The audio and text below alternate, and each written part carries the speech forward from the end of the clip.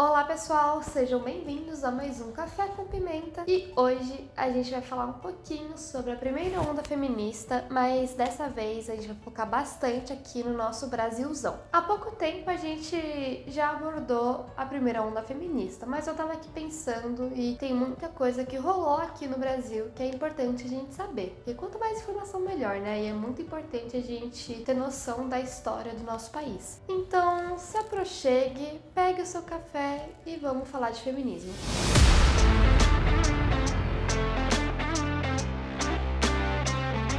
Provavelmente você não deve conhecer quem foram as ativistas feministas responsáveis pelos direitos que temos hoje aqui no Brasil. Então eu tô trazendo esse assunto para te munir de informação. Ao redor do mundo, o movimento feminista brasileiro é um dos mais respeitados. Sabia disso? Não sabia? Agora você tá sabendo. Isso se deve muito à influência que o movimento teve na Constituição de 88, que, entre outras conquistas, acabou com a unanimidade do poder do homem em cima da família, ou seja, o pátrio poder. Mas vamos voltar um pouquinho à fita e entender o que aconteceu tintim por tintim. Lembra que eu falei alguns vídeos atrás também sobre as pré-feministas, que são essas mulheres que lutavam pelos direitos antes da existência do feminismo como movimento político, social e filosófico? Então, elas existiram aqui no Brasil também. Um exemplo aqui é a Dandara dos Palmares, que lá no século XVII era uma das responsáveis pela liderança de mulheres no Quilombo dos Palmares, defendendo a região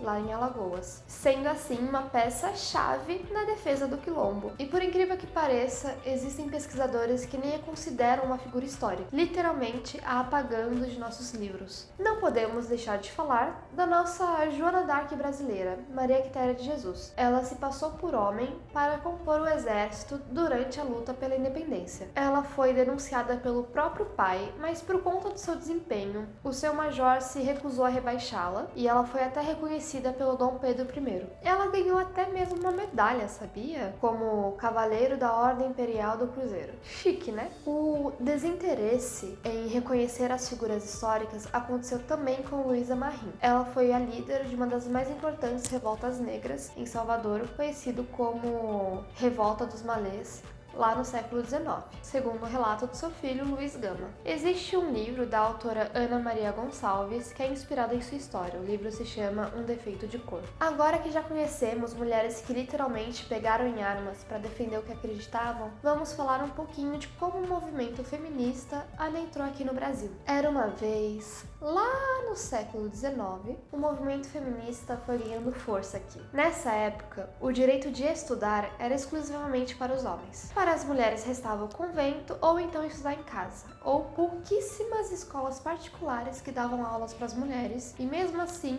o currículo escolar era voltado a atividades domésticas. E é aí que vai entrar a Anísia Floresta, considerada a pioneira do feminismo aqui no Brasil. Ela publica textos em jornais da grande imprensa, difundindo aí as ideias feministas. Seu primeiro livro, Direito das Mulheres e Injustiça dos Homens, publicado em 1832, é o primeiro livro a falar dos direitos das mulheres. Anísia acreditava que somente através da educação se alcançaria a igualdade entre homens e mulheres, pois a falta de educação gerava um ciclo sem fim de desigualdade e seria assim uma barreira para o movimento. Pequenas escolas focadas na educação para as mulheres começaram a surgir, mesmo que timidamente, pois as feministas aqui no Brasil acreditavam que, através da educação, as mulheres alcançariam locais de prestígio na sociedade, e isso acabaria modificando a forma que a sociedade via as mulheres. Mas como tudo é difícil e sempre se complica mais e mais, os livros didáticos para as mulheres eram escritos por homens, que passavam uma visão conservadora da posição da mulher na sociedade. Os livros tinham um caráter mais conservador, não dando espaço para desenvolver o intelecto da mulher. Mas como a corrente feminista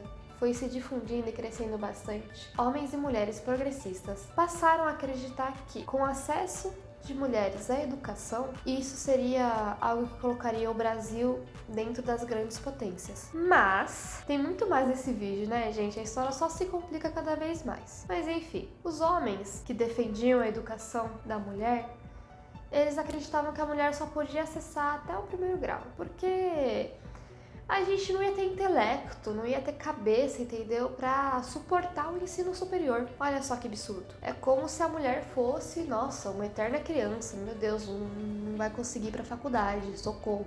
E então, os homens e mulheres que tinham o privilégio de sair do país para estudar entravam em contato com uma sociedade onde as mulheres tinham mais direitos do que aqui no Brasil. E eles voltavam convencidos a pegar essa luta, a adotar essa luta. A parte engraçada é que o relato do primeiro ingresso de brasileiras na universidade foi dado lá em Nova York. Foi pela Maria Augusta Genrosa Estrela e Josefa de Oliveira, que foram estudar medicina. E elas, juntas, editaram a revista A Mulher, onde defendiam a capacidade intelectual feminina. E é influenciado pela vivência delas que ocorre a Reforma Educacional de 1879, onde as mulheres conquistam o direito de ingressar no ensino superior. E segundo a revista As Minas, que sempre traz muito conteúdo muito bem pesquisado sobre esses temas, as historiadoras dividem esse momento em duas partes. As historiadoras dividem esse momento em duas principais tendências. Tem o feminismo bem comportado, que tem um caráter mais conservador, onde o foco era o direito ao voto e não discutia as opressões masculinas, como por exemplo Berta Lutz, bióloga e pesquisadora que liderou as sufragistas no Brasil desde 1910. Foi uma das fundadoras da Federação Brasileira pelo Progresso Feminino. E o Mal Comportado, que além de defender o direito ao voto, defendia o acesso à educação e discutiam temas importantíssimos como a opressão masculina, a sexualidade e o divórcio. Teve um grande destaque o movimento de operárias anarquistas, peraí que o nome é longo, operárias anarquistas da União das Costureiras, Chapeleiras e Classes Anexas. E um dos temas principais eram as condições de trabalho das mulheres da época que trabalhavam em oficinas e fábricas. Foi em 1932 que veio a conquista do direito ao voto na época do governo Vargas. Mas esse direito veio com limites. Limitezinhos. Só mulheres casadas, viúvas ou com renda própria podiam votar. Ou seja, mulher separada sem renda não podiam votar. Isso foi uma forma de controlar e elitizar o voto feminino. Foi só em 1934 que essas restrições absurdas foram tiradas da Constituição, permitindo que todos os brasileiros maiores de 18 anos poderiam votar. E vem cá, o que a gente pode tirar disso, hein? Tivemos por aqui mulheres que lutaram e difundiram as ideias feministas, focando nos temas como educação, direito ao voto e condições de trabalho.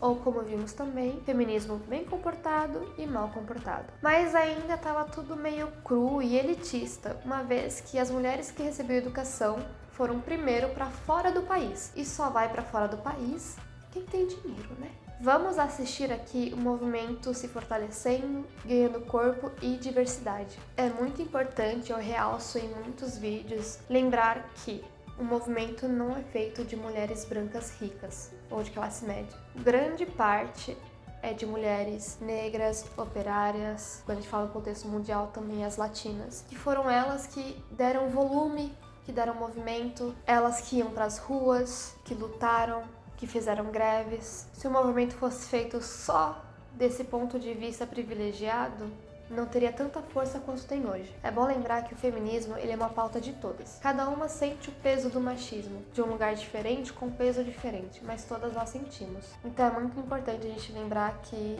não existe esse ponto de vista elitista, onde só um grupo específico de mulheres estavam lá lutando. Todas estavam de suas realidades, de seus contextos diferentes. Como a gente viu, muitas pré-feministas existiram e pegaram em armas e lutaram e lideraram. E com isso eu fico por aqui, mas não esqueça que eu te espero pro próximo café.